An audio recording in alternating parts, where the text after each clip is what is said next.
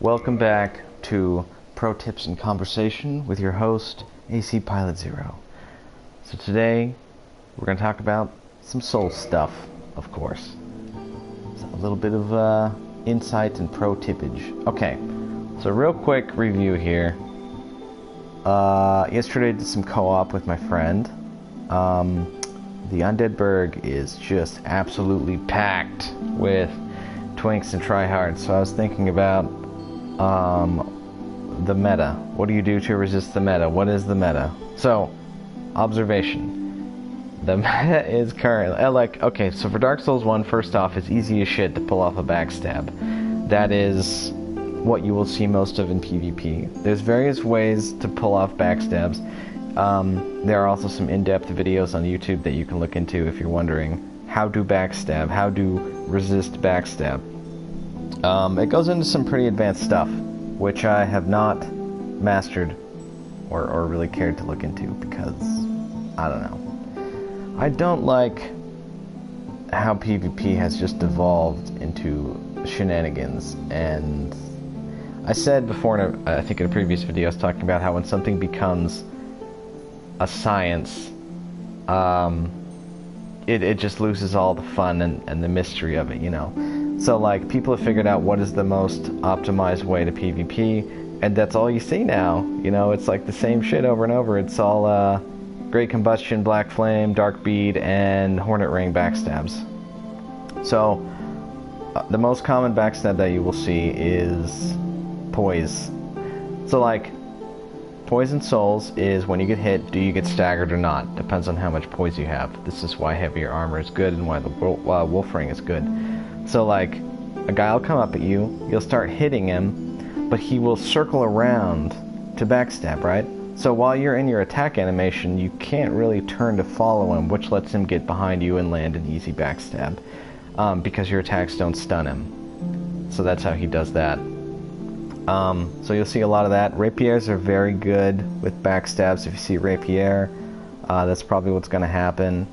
Because they're lightweight and they have a higher critical than most other weapons, so they do real good with parry and backstab. Parrying, I ran into a guy yesterday who was really good at parrying, and I thought that was unusual, because Souls 1 was not really known for the parry game, but I think because of the success of parries in Souls 3, people who played that game are taking those skills back to Souls 1, and so they're doing parrying here now. But, like, it's all about one-shot builds is what it is, like that burst damage to get someone dead, because otherwise they can escape from you and heal up, you know? So people figure out, okay, I need to, like, kill this guy in one go to prevent him from healing, because now in Souls 1 Remastered, you have access to Estus again, where in the original you did not, which is honestly how I preferred it. But that's just me, because hey, fuck invaders, right? So if you're an invader, you probably are very happy about the Estus change. But real quick though, let me just share my opinion on parrying. I think that parrying really has been the downfall of all the Souls game. Because, you know, Bloodborne as well. Because it has devolved PvP into just parrying and gimmicks. Like, nobody does a straight fight anymore. You can't find a good sword fight, you know. As soon as if someone engages you in a regular straight up sword fight of like spacing and mind games and shit like that, as soon as they start losing, they'll bust out a parry tool and they'll go for the clutch, you know, because it's like, oh, this is my only chance left. So I have been like beating the shit out of the guy before, and then I've gotten like lucky parried and I just die, and it's like, oh well, all that cool effort I did was just trumped by this one ridiculous parry, you know? So, I feel like it's really lowered down the elegance and art of PvP into just this ridiculous little dance. You see the same patterns over and over again. Like, invaders will do this passive reactive play where they just wait for you to do something and then they counter, right? Which means in most situations, literally you can ignore an invader and just like kind of walk away from them. If you don't engage them, they can't really do anything to you except for maybe try and sneak up for a backstabber or a little bit of damage while you're engaged with something else. because, again, invaders are inherently cowards. That's why they don't do PvP in the arena. Now, if you watch some arena videos, you will see people who actually do some straight fights, but there's still tryhards with parrying and like one-shot spell builds and BS like that. And it's really sad that so many people you meet, especially in invasions, are just focused on the most optimal one-shot kill you, like annoying shit. I really dislike that PvP has boiled down into that. Alright, so anyway, I was thinking about the meta. How do you counter it? Okay, so to resist pyromancy, because a lot of people will just come up and spam Great Combustion or Black Flame in your face, you get the Black Knight Shield is your best bet. Has huge fire reduction. You only take 5% of fire damage, so it's like chipping you, right? It also has big stability. The thing you got to worry about with Combustion and Black Flame is the stability will bust open your shield, and then you'll eat one to the face, and then die. Because it deals a lot of damage. Like, I actually got hit with some surprisingly high damage yesterday, considering that we were in the 0 to 5 weapon upgrade bracket. It's possible that they had a plus 11 flame, because I had a plus 5 weapon, so... But I mean, the host had a plus 0 weapon, so I don't know. But, so it was doing a lot of damage, but let's consider that you're playing at max upgrade level, right? A max upgrade Pyromancy Flame with a Dusk Crown and a Bellowing Dragon Crest Ring can hit you for about 700-ish damage. So it's like 2-shot, basically. Because you're going to have 1,500 health, assuming that they chipped you up a little bit before that, you can get 2-shot by Great Combustion, Black Flame. So, Black Knight Shield, though, is pretty much a staple if you're expecting PvP. However, if you go up against Dark Sorcery, you will need the Crest Shield. I mean, assuming you're not going to roll it, right? This is all assuming you're not going to roll it.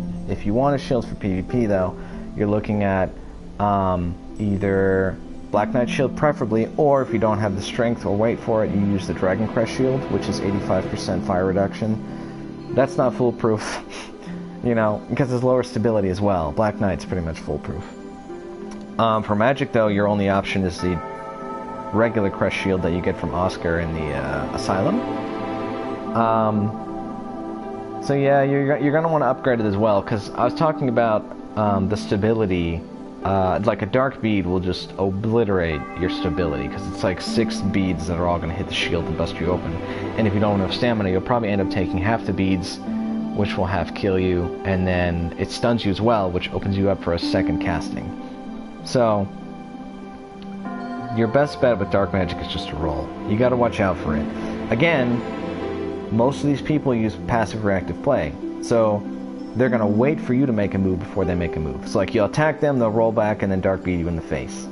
So you're going to have to really pay attention. Like, I was getting punished for the smallest mistakes yesterday, and that's annoying because I don't like putting out that level of concentration. I'm just trying to have a good time. But if you want to compete with tryhards, you got to try hard. So, that's how you counter pyromancy, those shields. And you will, it's hard to, because it's a melee range spell, Black Flame Combustion, you need to, the shield is going to be very effective because rolling is not as effective. Especially if you get locked into a small space, you're going to need the shield. You're also going to, so a lot of these guys are also clever enough to have enough poise to resist like a great sword or something, you know, because stun lock is very real in Dark Souls 1. There is a way to toggle escape out of it. I never learned that technique, but it does exist, so if you want to look up toggle escape, if you want to add a little more tryhard onto whatever you're doing. I don't like any of that exploit type crap, but that's just me. Everyone is allowed to play this game as they see fit, and you can whine about it, but like, at the end of the day, the whining does not do any good at all. Okay, so we covered pyromancy. How to counter a backstab. Really, you just gotta watch out if the guy's doing it. Like, most of the time, they will try and circle around you and go for the stab, because it's easy. So, to counter this, Pyromancy of your own is very effective. Great Combustion, Black Flame, because it's very quick and it's high damage. So usually if they get hit with 1, they're going to back away. Or you'll hit them with 2 and they'll get the backstab off, but they'll be severely wounded. Usually I find after a backstab I'm still alive with a little bit of health left, at least, even at low level. They just don't have enough damage to one-shot, unless like you're completely neglecting your defense and HP, which you should not be ever. When it comes to your build,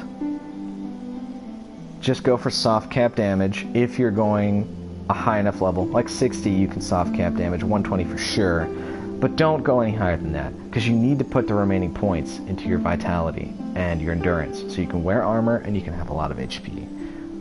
You're gonna need that stuff. Right. Also countering backstab. A big fat-ass weapon can help, like a Zweihander, or, you know, like a Ultra Greatsword, something that does you 76 poise damage. Most people only take 53, which is enough for a two-handed Greatsword attack, but nothing more. But again, that's not foolproof. If it's a Giant Dad, they can poise through one hit from an Ultra Great and backstab you. Usually to lethal effect. So, I would recommend looking up the advanced technique videos on how to avoid backstab, because I don't think I have much more I can really share on that.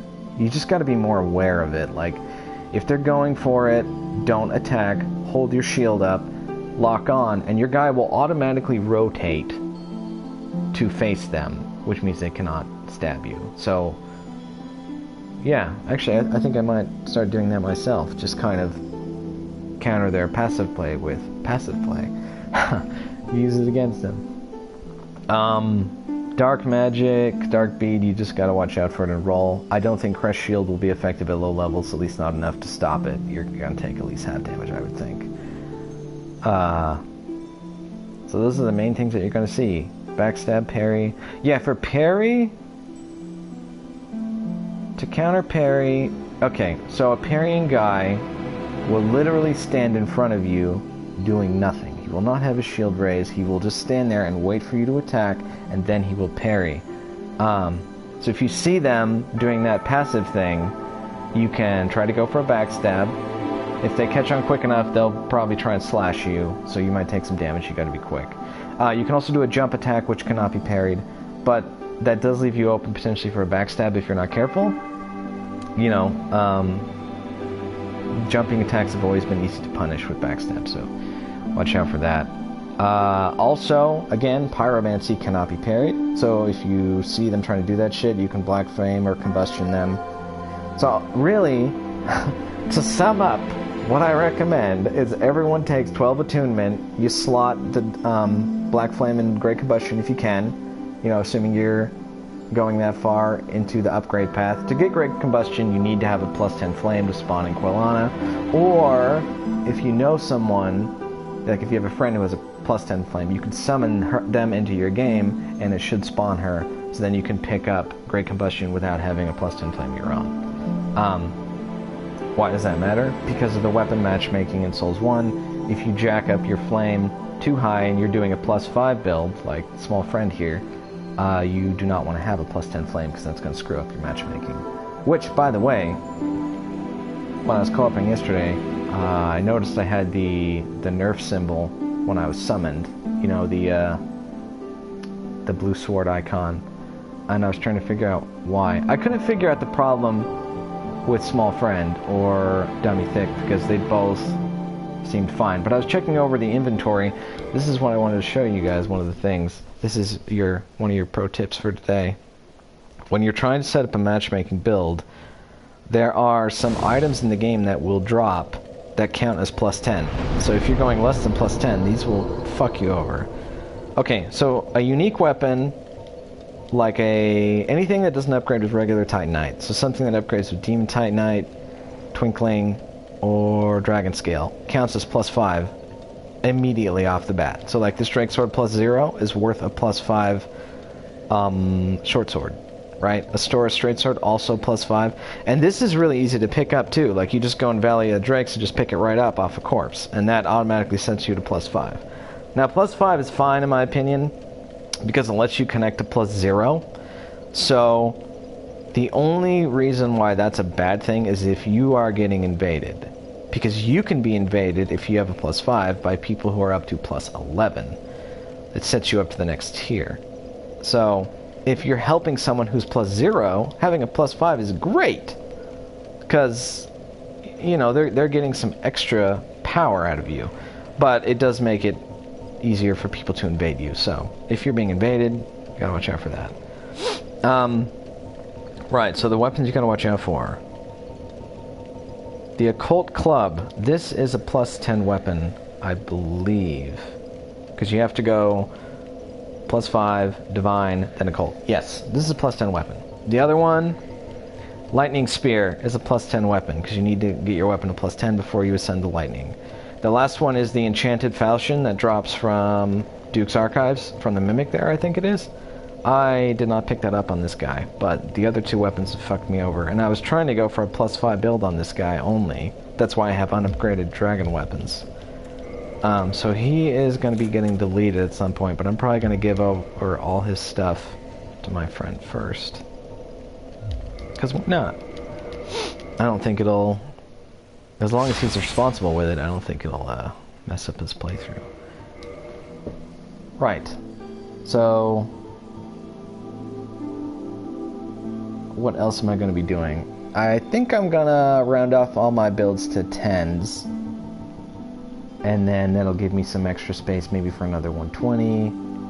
I want to do a build with the Demon's Great Axe. Maybe buffing it.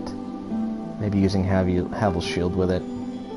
Just because the damage is absurd and I like doing the big hit. Feels good. Yeah, Mrs. Thickbottom's gonna end at 60, but honestly I feel like I should end her at 50, so that's kind of a bummer. But instead I'm gonna bump up Golf Champion to 50, I think. Gonna keep... Trogdor's getting deleted, Moonlawn's getting deleted. Brick I might bring up to 70, but I don't know. That's probably not a good idea. I feel like after 60, co-op is much less common. It's pretty much dried up at that point. Let's talk levels real quick. Undead Burg is 10. The Parish is 20. The Depths and Blytown, the Swamp, is probably about 30, all within that range. Lower Undead Burg is 20 to 30, I think. If you play through a character and you actually keep tabs on how much you level after each boss in each area, like look at what level you are going into an area, and that'll give you a good idea of what most people are going to be going in if you follow natural progression, right? So if you're not spending a fuck ton on pyromancy, or like buying a bunch of shards, or spending your souls on like weird stuff like that, that's like a natural progression level, and then you can see what you're going to be at. Sen's Fortress is 30 to 40, so I keep my Knight of Knee. I want to do a video with him also, just co-oping, because I think he's a really funny character. I enjoy him a lot. Some of these are optimized, some of them aren't. Some of them are more for fun. Like Trogdor's for fun, Small Friend is for fun. And goddamn did I get my ass beat yesterday fighting those other twinks, the invaders, because they were born to kill, and Small Friend is born to be amusing. This build I actually quite enjoy. This is my 120. I'll show you guys this real quick.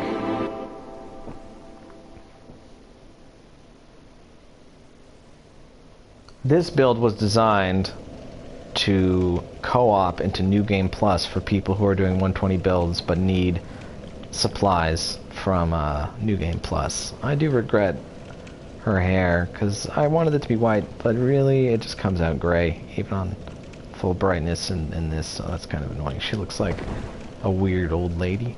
Right, so what do I have? Let's check out the stats.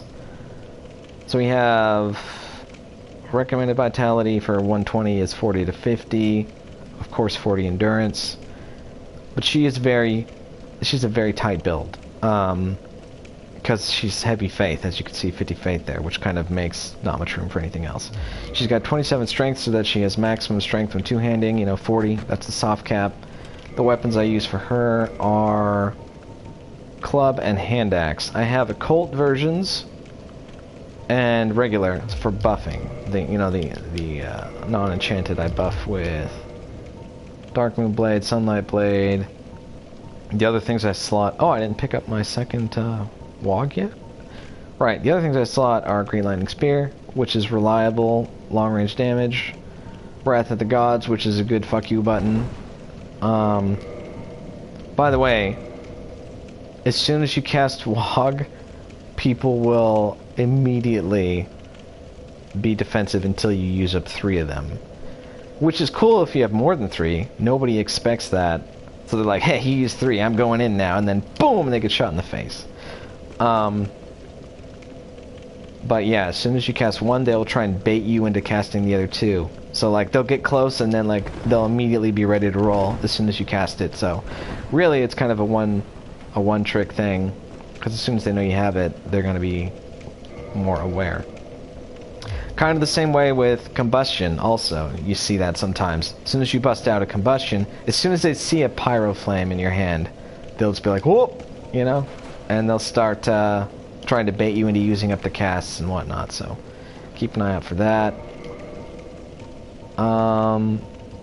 Right, she's got the most poise I could get for her weight limit, because I need fast roll on this.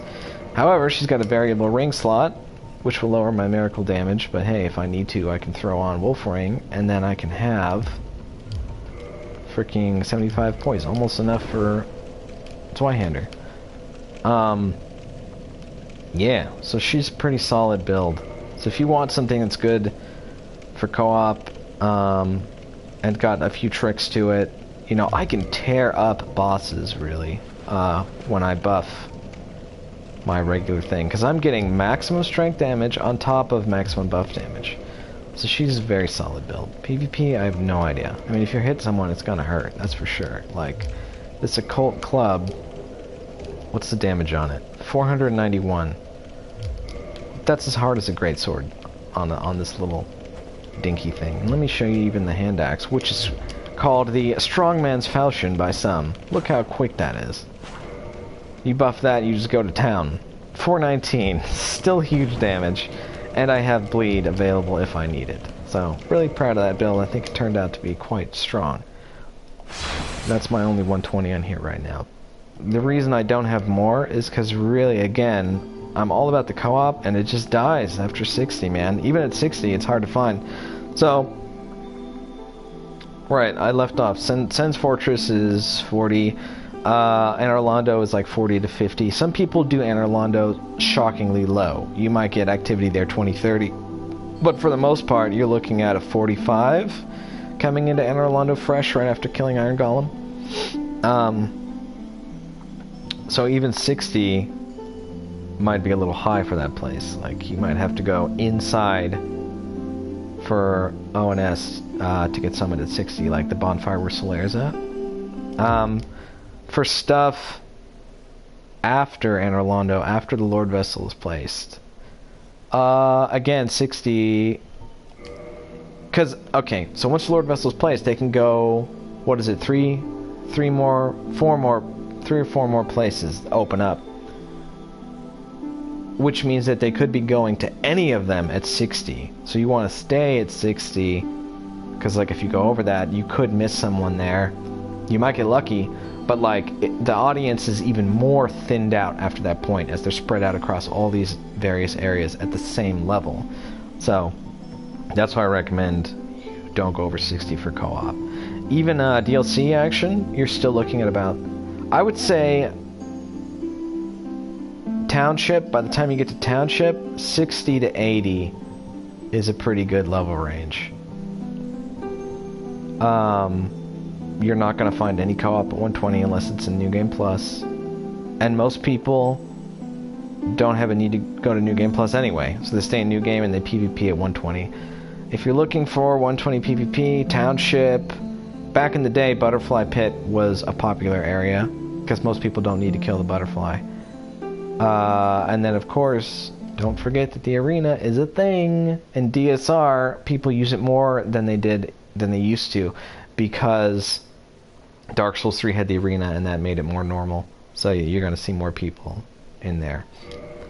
Right. That was a lot more technical talk than I thought I would be doing for this stuff. So let's carry on the journey of Mrs. Thickbottom, who is still trying to get to New Game Plus and get her extra pyromancies. But you know what's funny? I was looking at her build on Mugen, and I was thinking I probably don't even need... Like, look at that spell array. That's really, really good. The only reason I would be taking the extra cats of Combustion Black Flame is just to, like, scare people. Just because I imagine how cool it would be. Invader shows up and you just start spamming the shit out of them with this stuff, and you can you got like, so you have 16 Black Flames and 16 Great Combustions. Like, what are they gonna do? They're gonna panic and just get absolutely fried. There's no way you're gonna run out of casts before they're dead. And then also with that many casts, you just walk up to any boss and you just spam it and melt it, and that's a good game. So she'll be quite good for co-op, I imagine. I'm also kind of excited to see the challenge of New Game Plus at level 60. Because she's pretty good. You know, she's got the stats. She's got... Her endurance is low, is my main concern. So, like, it's a mid-roll build, so you're going to be blocking things. So I'm expecting her to get her guard broken a few times, but... most things attack slow enough where you don't really get punished for that in PvE. Also, kind of bumming about the Darkburn here because in a lot of lighting it looks green to me. I don't like green hair. I should have made it a little more red. Just a little... See, look at the moss on that tree. It's like... Ugh. Her hair is greenish. So anyway, if you choose dark brown, maybe think about adding a little bit of red to it. Just to make it a little more palatable, maybe. Okay. What do I need now? I need to upgrade my armor. Which means I need... many chunk. Let me go and feed. So one of the advantages to keeping this guy around and not becoming a dark wraith is you can feed him chunks. Personally, I would rather farm Titanite chunks and break them down rather than go and buy them from Giant Blacksmith. Like, unless you have like... unless you really have nothing but extra souls. But since I'm going pyromancy, I do not have any extra really. Like, at all.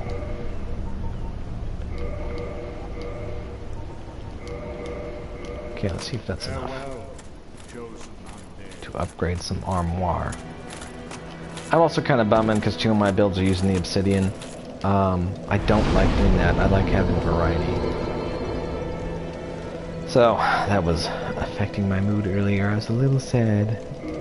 Oh yeah, I'm here to do armor. I tend to go a little hollow when I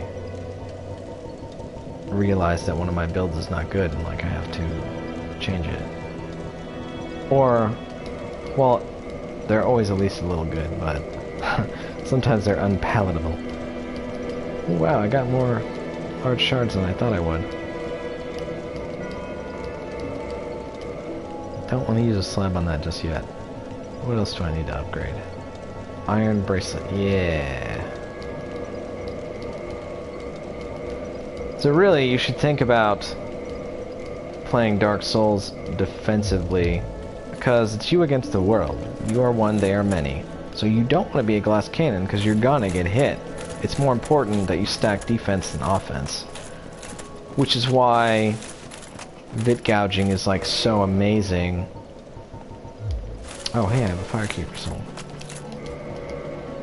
I have this level 60 build that I call Brick, because I think it's funny. But Brick is a 40 vigor, 40 endurance build that's level 60 with chaos weapons. with minimum stats to use it. So yeah, that's what you call a bit gouge build, where you have just like a ton of defense, but you still do good damage because you're using weapons that don't scale. So she uses a gargoyle halberd because the damage on that is absolutely insane when you chaos or lightning it. It's just like, why is it even that high? Like, okay, that's why I think it's 675 damage chaos, right? Gargoyle halberd is 600 for less weight and less stats, and it's a little quicker, and it still has really good reach. It's just like, why? Also, it ups your resistances to poison and bleed by like 20 points or something. So it's just really good. Some people also prefer the moveset over a regular halberd. I don't know. Personally, I like the regular halberd. It's amazing at stun locking. The vertical chop halberd is a little more... There's a little more time between swings, I think. Oh shit, that's right. I feel like... Why am I even locked on? Doing this yesterday, I already forgot how to farm. It's crazy how quickly you get rusty. So yeah, farming Titanite chunks off the Dark Wraiths. Sometimes you... Oh, have I not been here? This is unusual. Also, sometimes they drop... Well, very rarely. They drop Titanite slab. This is the only way to get Titanite slab from farming, is off Dark Wraith. Otherwise, you get two. You get one from Calamite and one from Asylum Demon when you go back there. There might be a third one that you trade an item for. I can't remember. But usually you just kind of hope that you don't need that many slabs, or you be smart and design a build that doesn't need that many. Because they give you one of each color. So if you're going to be using slabs on armor or a shield, you want to be using like chaos weapons. So you're using a red slab on a weapon instead of the regular kind. Come on, fellas. Let's do battle. Whoa!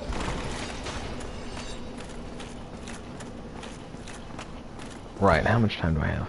Okay, about half an hour. So I wanted to do some actual non-Souls conversation while we're here. And what I wanted to talk about is something that seems to be so prevalent in today's society and youth. Seems like it's really... Well, okay, I don't associate with many people that are over my age, but it seems that people my age, and younger especially, this is a problem that is so widespread, and that is social anxiety. Everyone is worried about, you know, like being lesser than or what have you. So like when you see the people on the internet, you know, you're playing a game and you meet those toxic people who like go into attack mode when someone makes the slightest mistake or says something that they don't agree with. You know what I'm talking about? Like, you could say anything you want on the internet and somebody will find a problem with it and say like, what about this? Or this isn't right because of blank. It's really unnecessary, but it's a power game, I think. You are getting over on someone to feel better about yourself. Like, you're defeating them in something. And really, this is tied in with gaming because I feel like competitive gaming really was the start of the downfall of gaming. Like, games used to just be about having a good time with your chums or alone, you know, but now it's about, like, destroying people. And why did that become so important to be, like, you know, to defeat?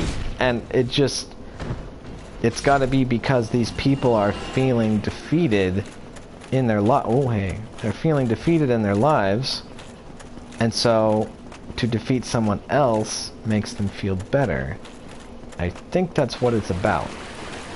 So, like, my stepkids play a lot of games, right? They like League of Legends and Fortnite. It's a very competitive environment. And, like, the cool thing to do is to start bashing someone for making mistakes. And it's like a vicious cycle. You know, they get other people to start bashing because someone did it to me, so now I'm going to do it to someone else because it makes me feel better, you know? And I think it's really sad, and I think it's what has isolated people these days and ruined the gaming community. Like, if you look at World of Warcraft as a good example here, there's a group of people who want WoW Classic to come back, and they're excited about it, right? And it's because they miss the old community. What do they miss about it? Well, it actually was a community back then. People worked together and gave a shit and were like kind of like your guild was kind of your family. Like they were your buds online, you know? You had an extra group of friends there, and that was cool. People who wanted to see you and do stuff, you know? People to share adventures with. But then, competitive gaming, now everyone wants it to be the best. So they destroy other people to be the best, right? And they're acting very selfishly because they want to get what they need to be the best, and they're going to take it from you because they don't care. They're only looking out for themselves. You know, they want to be the best. And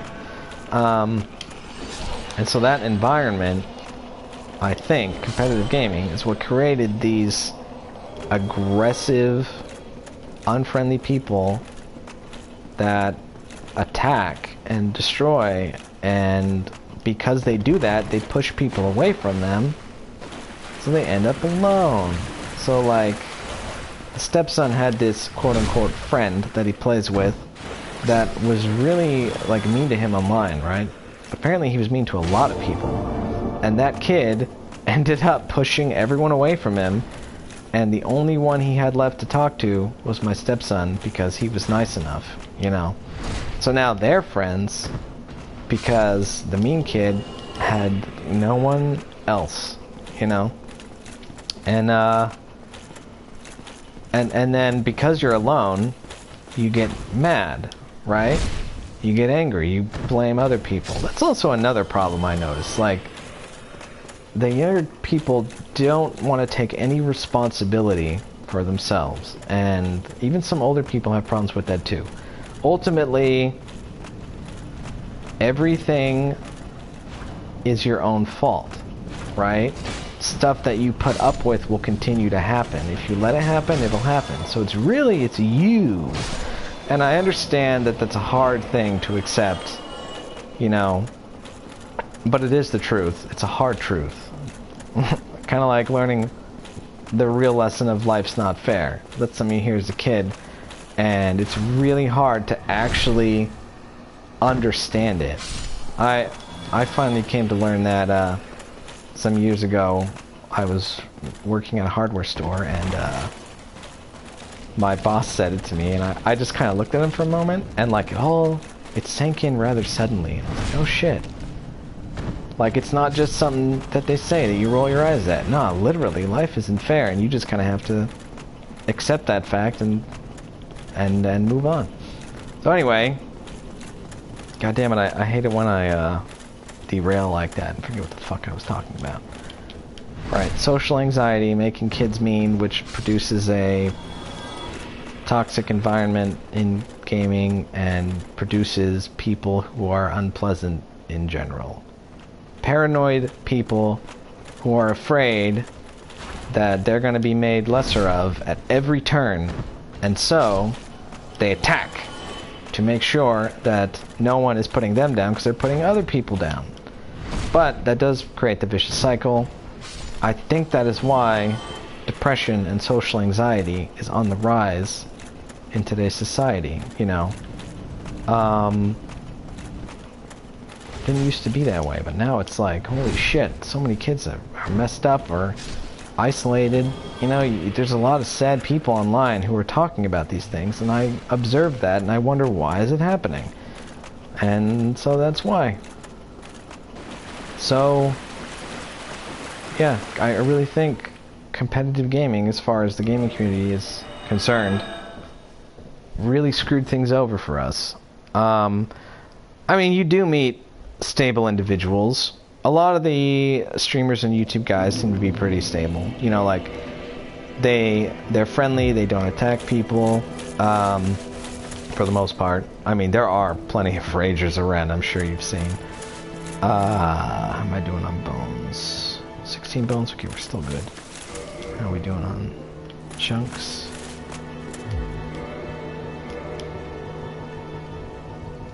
I need to upgrade that Uchi. Sorry, I'm just talking to myself here as I try to figure this out. Reinforce. I should probably reinforce this as well. And what's going on with my armor?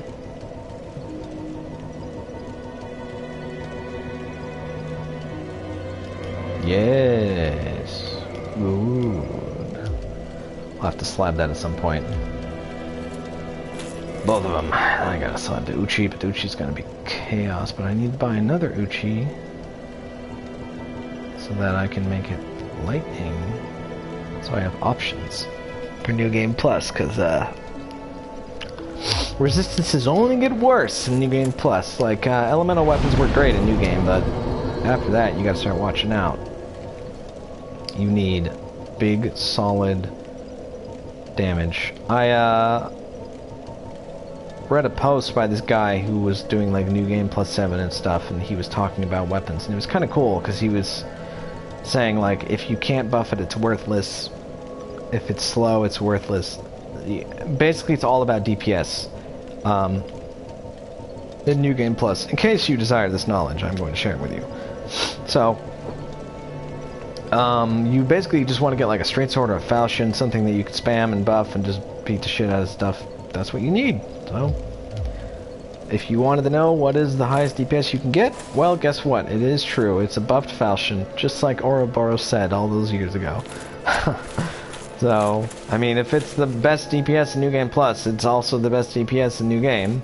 However, I mean, that's parry bait, and, well, there's a downside to everything. Which really, I hate that so much. I was talking about how everything devolves into like a gray area if you think about it too much.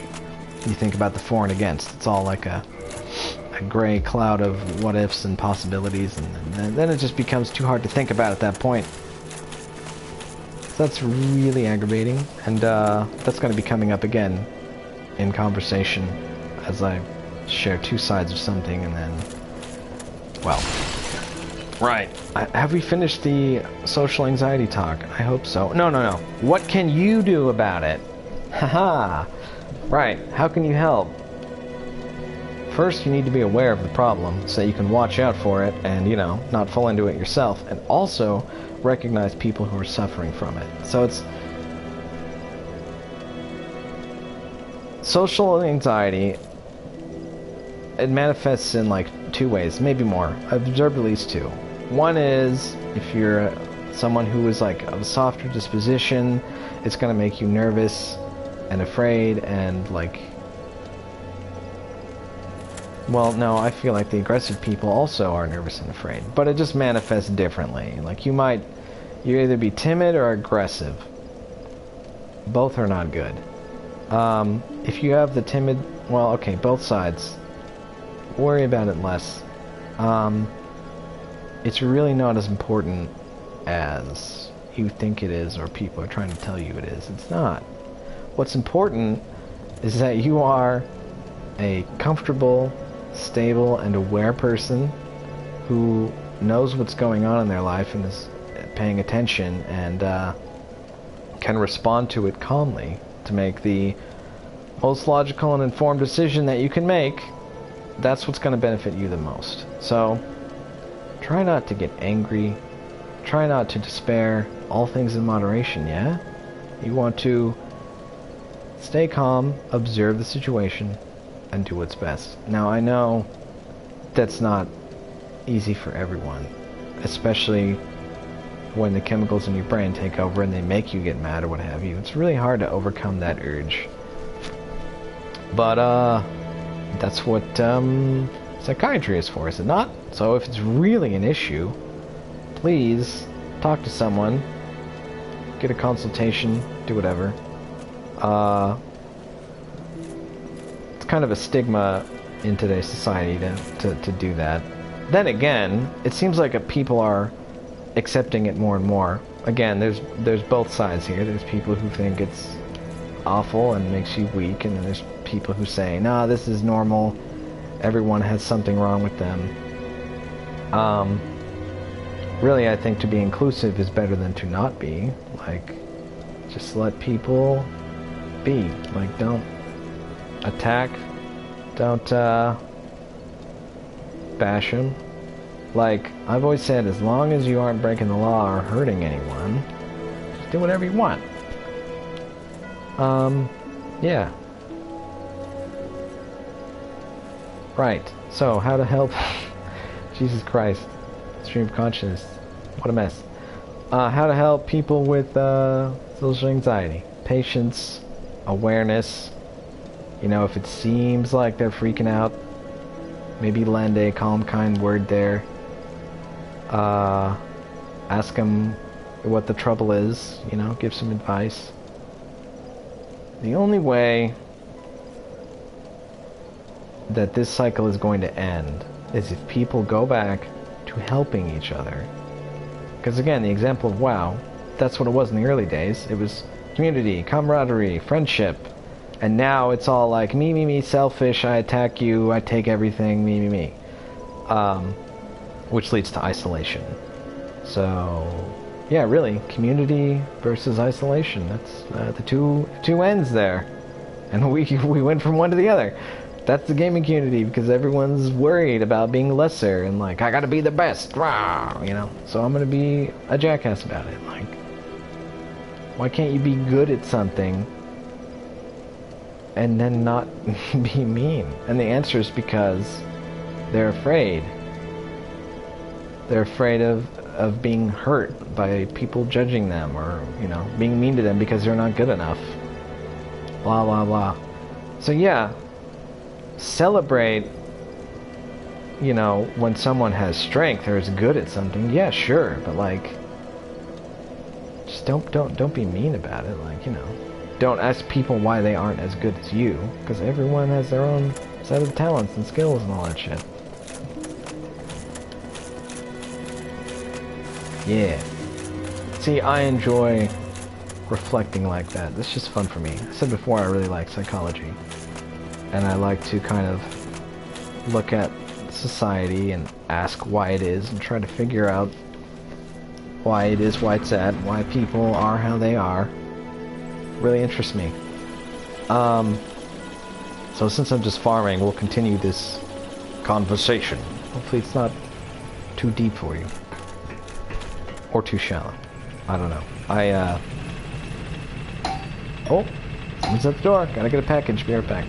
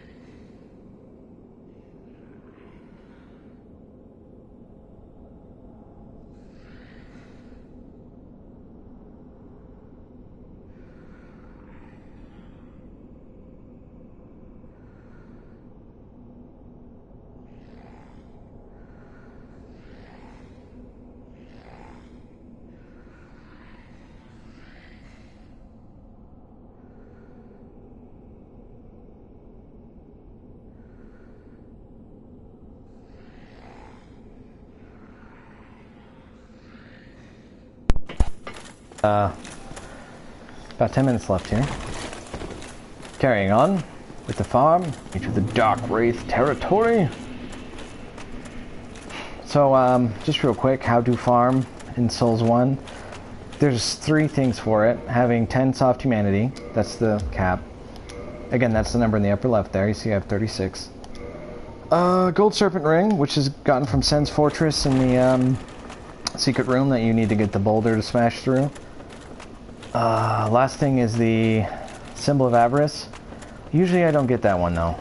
just because it's kind of a pain in the ass to find, and I've always farmed in Souls 1 without it, because back when I was a noob I was like, yo, this thing damages you, terrible, never wearing. And so I just kind of got used to it. But when I farm in Souls, it is in Souls 2, isn't it? At least in Souls 3 I always wear the Avarice head. So I kind of forgot that Bloodborne existed until today, when I saw a post about it on Facebook, and I was like, oh yeah! At some point I'll be playing that as well. I really like my Bloodborne builds, they're pretty dope. Bloodborne's got a lot of fun stuff in it, especially if you like Call of Cthulhu. When I figured out that Bloodborne is a Call of Cthulhu game, oh man, I was so excited. I remember, it was when I was in the Snake Forest, right? And you find the little blue mushroom dudes, and I was like, yo, this game has aliens in it. And I was like, holy shit, it all makes sense now, I get it. You know, it's not a werewolf game, it's an alien game, turns out. Cool. So yeah, that was pretty fun. I like how they put that little reveal, like that little like mind blow moment, like, whoa, mama. It's not what I thought it was. It's not werewolves and vampires, it's fucking space aliens. It's a Call of Cthulhu game, neat. Basically you're an Innsmouth in the beginning. Yarnum is Innsmouth. Cool. Too bad the other Call of Cthulhu games are not as good, huh? Although I will say, Dark Corners of the Earth, highly recommend. What a fun adventure that was.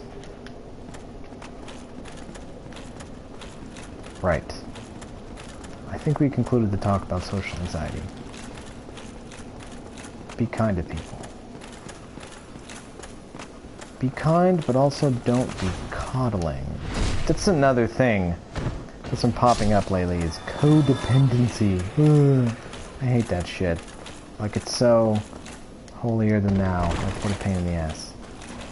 Nah, man, you gotta be a little codependent if you want to start helping someone. That's how you, like, show that you care and get their trust and whatnot.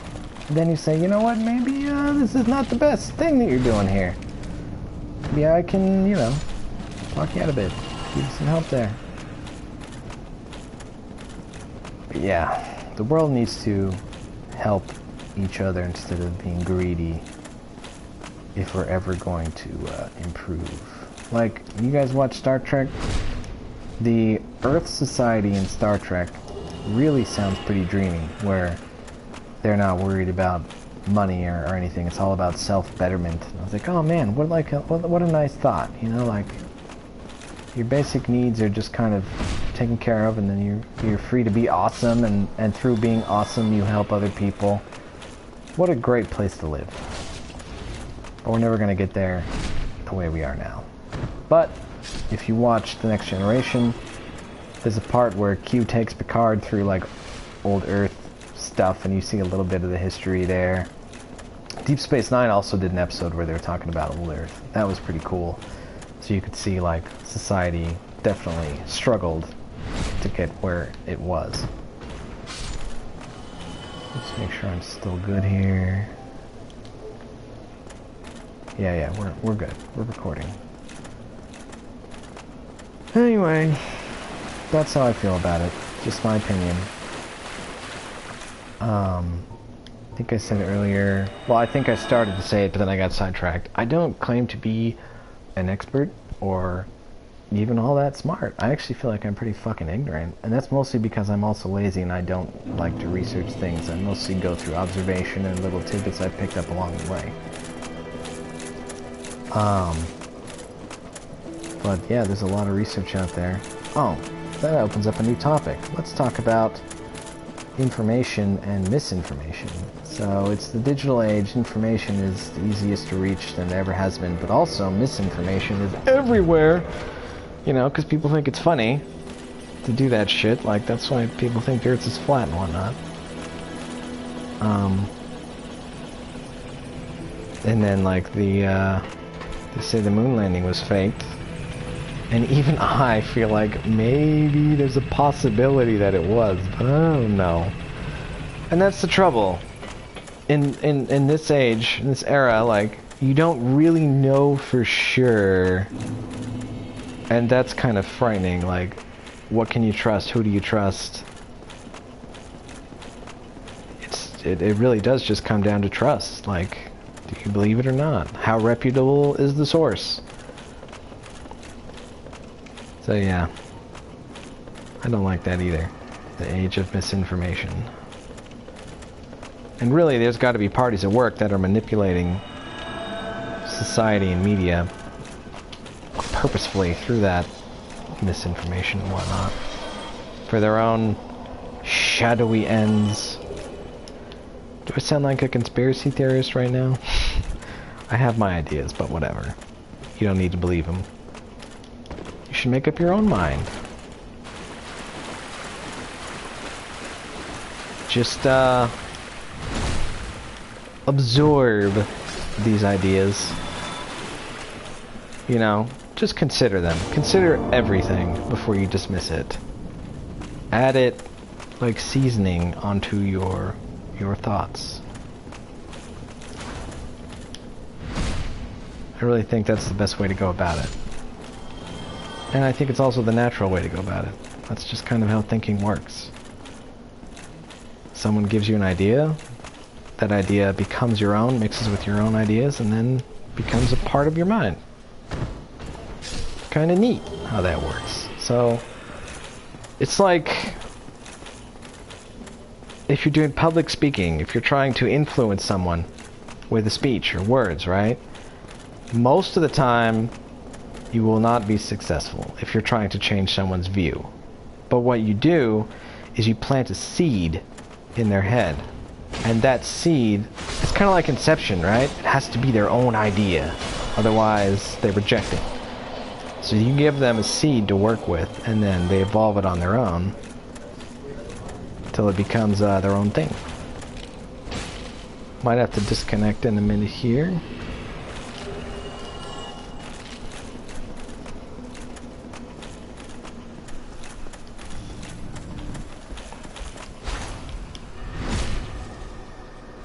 Oh, okay, we're good. Although I am almost out of time anyway. So, this was a conversation-heavy episode, wasn't it?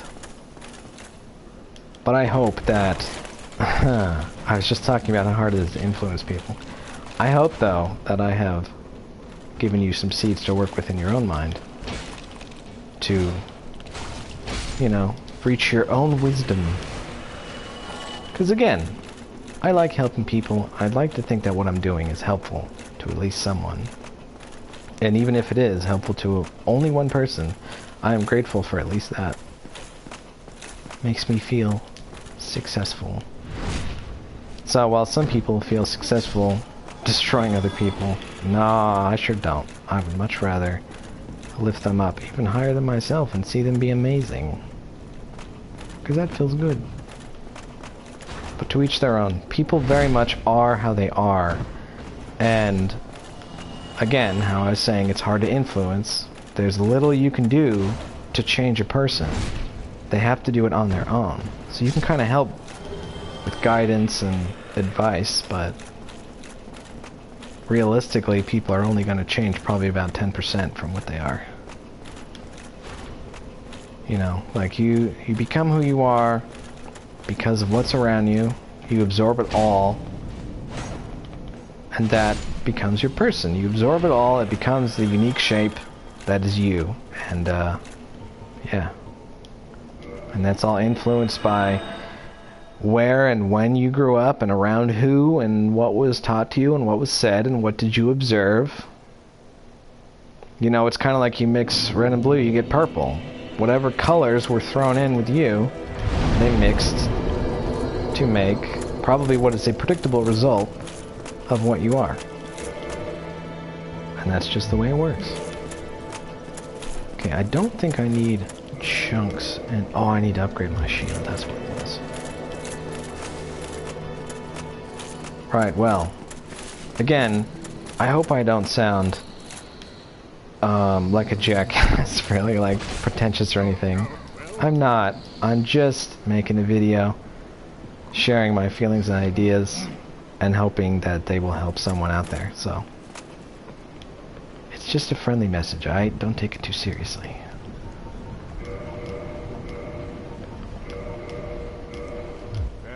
think it's only 3 shards per chunk, but I'm not...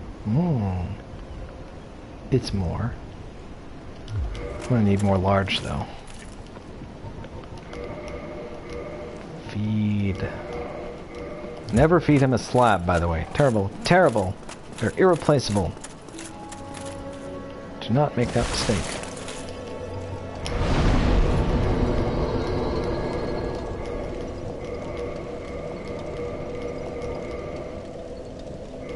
Oh, well, I didn't mean to upgrade that, but it's fine. Always good to have a solid shield. I will be having a composite bow as well, because it's always nice to have some ranged backup. Probably in New Game Plus, that will come in handy. If I actually have bothered to swap for it. Okay, that's all for now. Good game. Hope you enjoyed the watching and the conversation and the bit of pro tips at the beginning there. Best of luck. Don't go hollow.